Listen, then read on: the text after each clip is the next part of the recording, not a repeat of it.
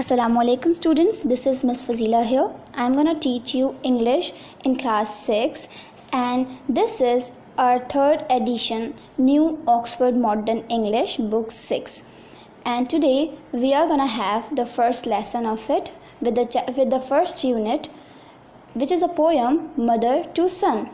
It is basically a motivational poem published in 1922 in The Crisis. ये basically एक motivational poem है जो कि 1922 में पब्लिश हुई. It has 19 lines. इसमें टोटल 19 लाइन्स हैं और इस पोएम में बेसिकली जो है वो एक मदर अपने बेटे को समझा रही हैं कि ज़िंदगी जो है बहुत मुश्किल है, इतनी आसान नहीं है, और उसको मोटिवेट कर रही हैं कि किस तरह से ज़िंदगी गुजारनी चाहिए और किस तरह हिम्मत नहीं हारनी चाहिए.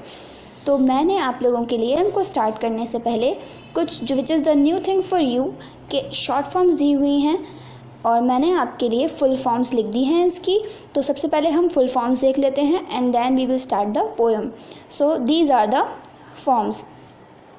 I'll, which is and the full form of I'll is I will, which is on line 1. Second is ain't. Ain't means has not on line number 2. Is means I have on line number 8. A climbing means climbing on line number 8. Reaching means reaching on line number 9. Turning means turning on line number 10. Going means going on line number 11 and 17. Ain't means has not on line number 12. And is means I am on line number 17 and 18. Now we are gonna check the difficult words of the poem. अब हम difficult words देखेंगे poem के and then we will start reading.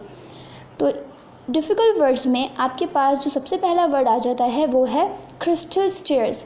crystal stairs का मतलब होता है शफाफ सीढ़ियाँ, यानी कि साफ सुथरी स्मूथ. उसके बाद हमारे पास सेकंड वर्ड आ जाता है टेक्स. टेक्स का मतलब होता है छोटी लकड़ियाँ, जैसे लकड़ी का छोटा पीस जो पैर में चुभ भी सकता है, ऐसी लकड़ियाँ, खुरदुरी सीढ़ियाँ या ऐसी लकड़ियाँ जो हमारे पैर में चुभ सकती हैं. उसके बाद हमारे पास आ जाता है वर्ड टॉर्न. टॉर्न का मतलब होता है खड्डे वाली फटी हुई ख़राब सीढ़ियाँ. ठीक है. उसके बाद हमारे पास जो नेक्स्ट डिफ़िकल्ट वर्ड है वो है बेयर. बेयर का मतलब होता है बेगलाफ, जिसका कोई कवर ना हो. सीढ़ियाँ बेगलाफ मतलब कि उसमें कोई कालीन नहीं बिछा हुआ.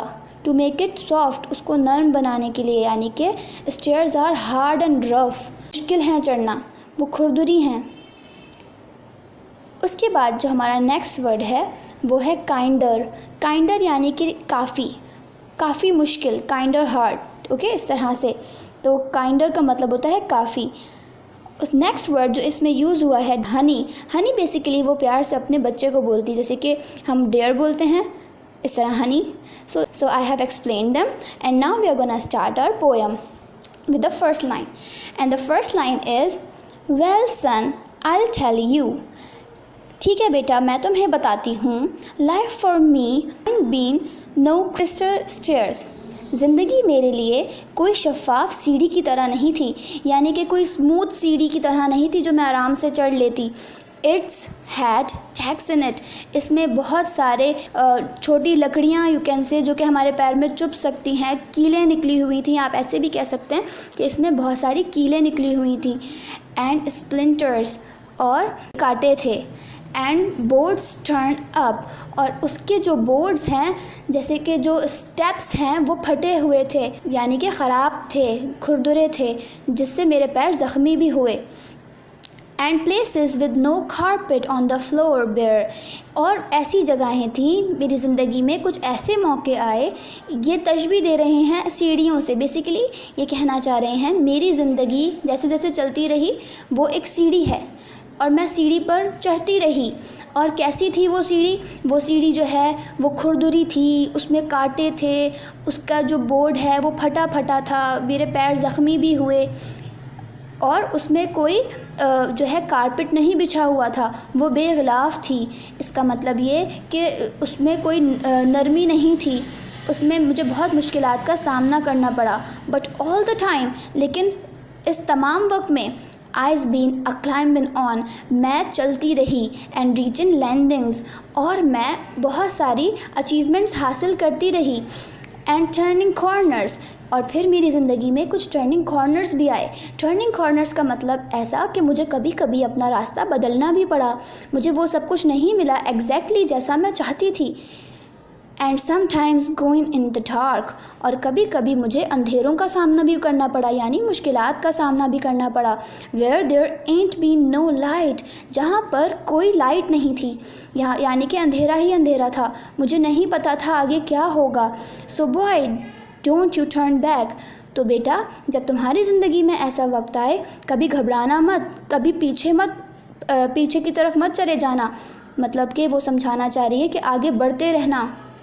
Don't you sit down on the steps, और ना ही तुम रुक जाना डर कर कि आगे क्या होगा, इस डर से रुकना नहीं। Cause you find its kind hard, क्योंकि तुम्हें ऐसा लगेगा कि ये काफ़ी मुश्किल है। डोंट यू फॉल नाउ, लेकिन तुम गिरना मत। For eyes still going Honey, जैसे कि मेरे प्यारे बच्चे मैं अब तक चलती जा रही हूँ। आइज स्टिल क्लाइंबिंग, और मैं अब तक चढ़ती जा रही हूँ। And life for me and be no crystal stair, और ज़िंदगी मेरे लिए कोई शफ़ाफ सीढ़ी नहीं थी। तो आप लोगों को समझ में आई कि हमारी ज़िंदगी में चाहे कितनी भी मुश्किलात आ जाएं, चाहे कितने अंधेरे आ जाएं, चाहे कितने कॉर्नर्स आ जाएं, हमें चलते रहना है और हमें आगे बढ़ते रहना है। So this is a poem in which a mother, ये एक ऐसी पोएम है जिसमें एक माँ अपने बेटे को समझा रही है कि ज़िंदगी किस तरह से गुजारनी है और ज़िंदगी में किन किन मुश्किलात का सामना करना पड़ सकता है। सो आई होप आपको मेरी बात समझ में आई। So what do you have to do now, अब आपको you have to read the poem, आपको पोएम रीड करके इन अ राइमिक स्टाइल मुझे भेजनी है। ओके, एंड जो इसके डिफ़िकल्ट वर्ड्स हैं you have to revise them, उसको रिवाइज़ करना है, you have to learn them, और फिर आपको मुझे वो बगैर देखे सुनाने हैं। ठीक है, फुल फॉर्म्स की प्रैक्टिस भी करनी है, वर्ड्स मीनिंग की प्रैक्टिस भी करनी है, और पोएम को राइमिक स्टाइल में पढ़ के सेंड भी करना है। And this is your homework. I hope you like the class and I hope I will get a nice feedback. अल्लाह हाफ़िज़।